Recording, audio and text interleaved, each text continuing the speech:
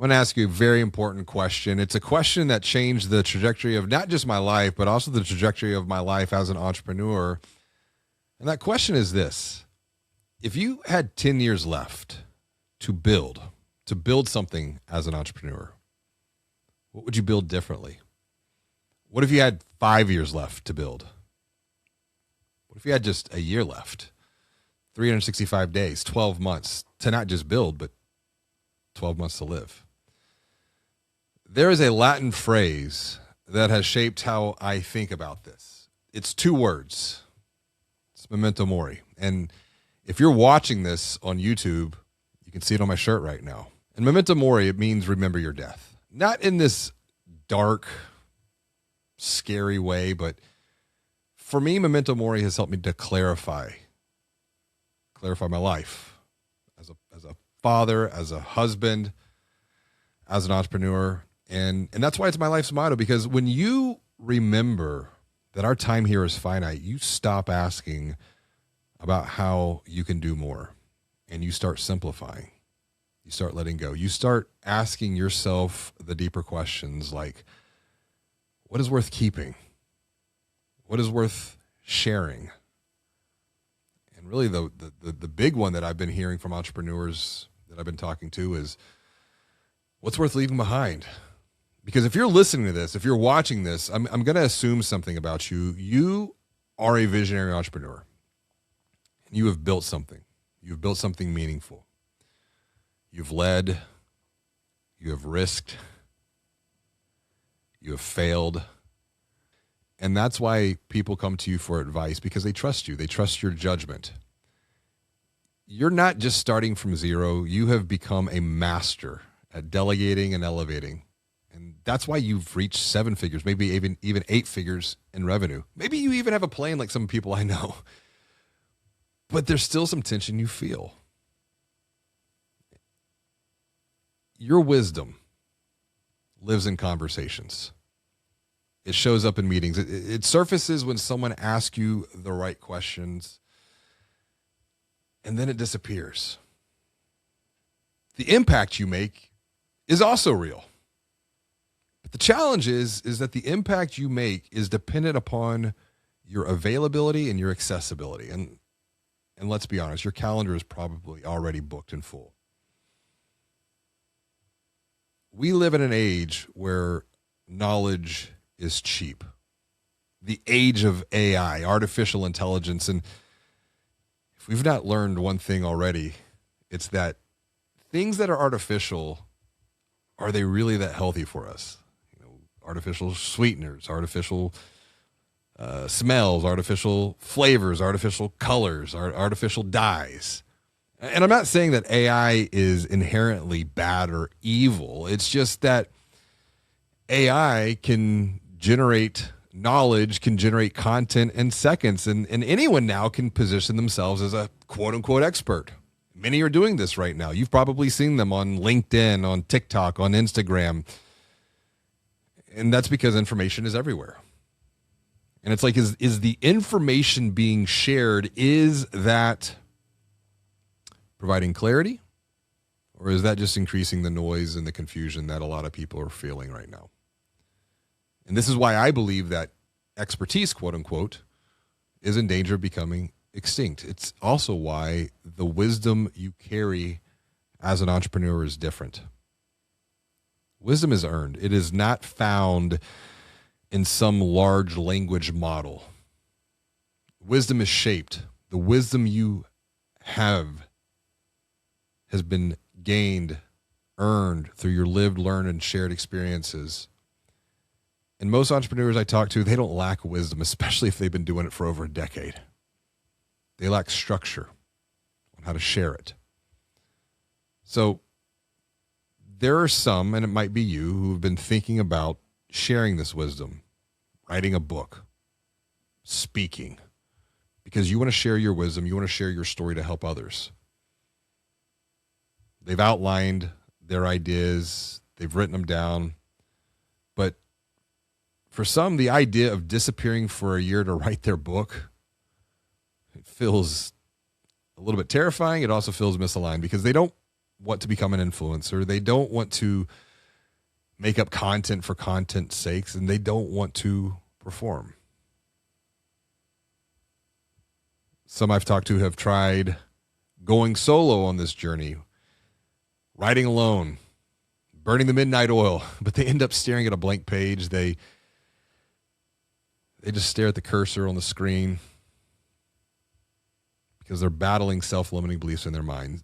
And as a result, their wisdom stays locked. Their book stays trapped in their head, not because they lack discipline, but because no one has asked them the right questions on how to unlock the wisdom within them. So here's the reframe I have for you. You don't have to write your book. I want to say that again. You don't have to write your book. Think for a moment how your wisdom was formed. The wisdom you gained, the wisdom you earned, it didn't come in isolation. It came through conversations that you've had in the boardroom, conversations with your team over lunch, conversations with your kids around the kitchen table, maybe even a conversation with yourself on a long walk or run like I've done over the years. But the challenge with the conversation with yourself is you just run around in your own mind. You don't really get anywhere. Because think about the conversations that you've had with someone else for a moment. When someone asked you a question that stopped you mid-sentence and it helped you hear your own self think when you answered it. This is why wisdom, it's relational. So why wouldn't we unlock wisdom through conversations? Why do we struggle trying to unlock wisdom in isolation? Because the insights are already there. The wisdom is already there. It's just we don't have the structure. I want to share something that a mentor told me long before I wrote my first book and way longer before I started helping other entrepreneurs publish their books through podcast conversations. His name was David, and he told me this. David said, "You are already an author." An author is not someone who writes words on a page. An author is an authority, someone who guides others by sharing what they have learned. You don't become an author when you publish a book. I think that's one of the biggest misconceptions around the idea of authorship. You become an author the moment that you stop withholding what could help someone else move forward on their own journey. So as we wrap up today, I want to give you something that you can take action on right now. I want to give you 3 questions that you can apply this week, not to write a book, but to get some clarity, to test whether or not there's a book already inside you that's just waiting to come out. Because if you've been on this entrepreneurial journey for over a decade, I know that there was wisdom within you. And questions are the key that can help you unlock it. So grab a pen, grab some paper, hit the pause button, and then write through these questions. The first question is this. What is the advice that you repeat most often? Think about the last 10 conversations that you've had. What do you keep saying over and over and over again? This repetition is not random. It is a pattern. It is something to be aware of because that pattern, those patterns might just be a chapter.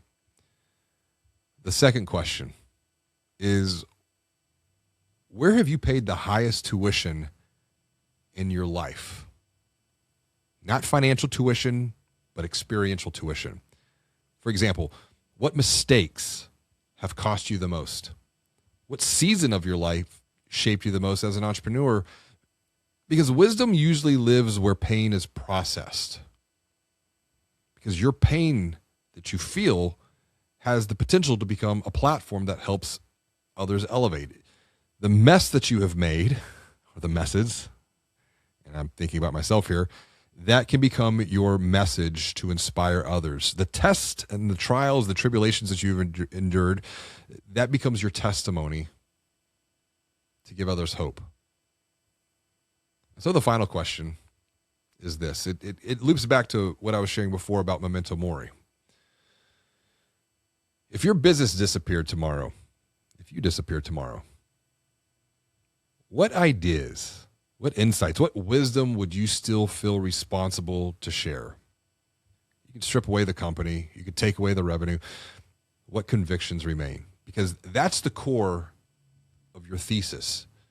And if you can answer these 3 questions with clarity, with honesty, you're not short on wisdom. You've just simply been short on structure. Because here's what I've learned. Most entrepreneurs, they don't need more confidence. They just need better questions.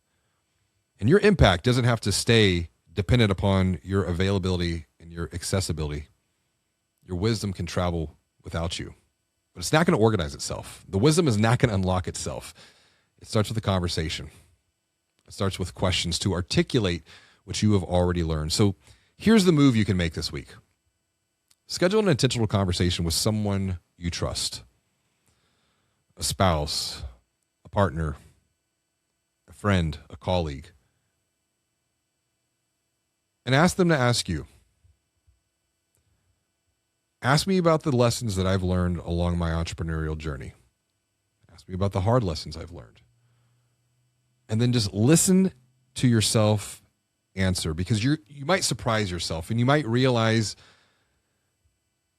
you don't have to write a book.